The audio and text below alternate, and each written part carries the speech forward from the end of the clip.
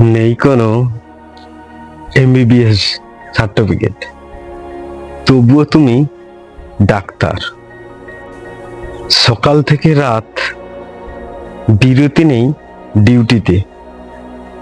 রাতে ঘুমানোর সময়ও আজকে এ বাড়িতে নতুন বাচ্চা হবে, কালকে অন্য একটা বাড়িতে কারোর হাই অ্যাসিড, না বলার কোনো উপায় নেই।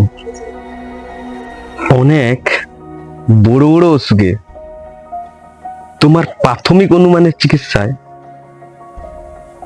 অনেক রোগী অনেক বড় বড় হাসপাতালেও রোগী বেঁচে যায়। এমবিবিএস ডাক্তারের টেস্ট করতে করতে বয়স পার করিয়ে দেয়, তবুও তোমার প্রাথমিক অনুমানের চিকিৎসা এমবিবিএস এর ডাক্তারকেও হার মানিয়ে দেয়। একটা বাড়ি থেকে রোগী দেখতে দেখতে আরেকটা বাড়িতে রোগী দেখতে যেতে দেরি হলে তোমাকে শুনতে হয় এ ডাক্তারের টাইমিং কেয়ারনেসটা নাই।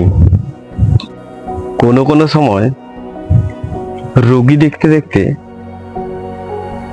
তোমার খাবারটাও জোটে না, শরীরে প্রয়োজনীয় জলটাও সময় মতো জোটে না, তবুও তোমাকে শুনতে হয় একটা এমবিবিএস ডাক্তার আর একটা কোয়াক ডাক্তার।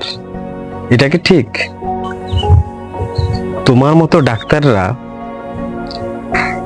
ডাক্তারের ডিউটি না ভেবে পরিবারের কোনো সদস্যের অসুবিধা হয়েছে বলে ঝাঁপিয়ে পড়ে, তবুও তোমাকে শুনতে হয় কোয়াক ডাক্তার।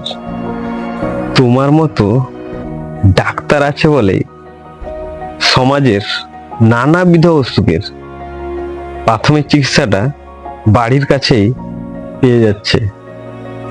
আমরা তোমাদের ডাক্তারদের ডাক্তারিটাকে কুর্নিশ জানাই।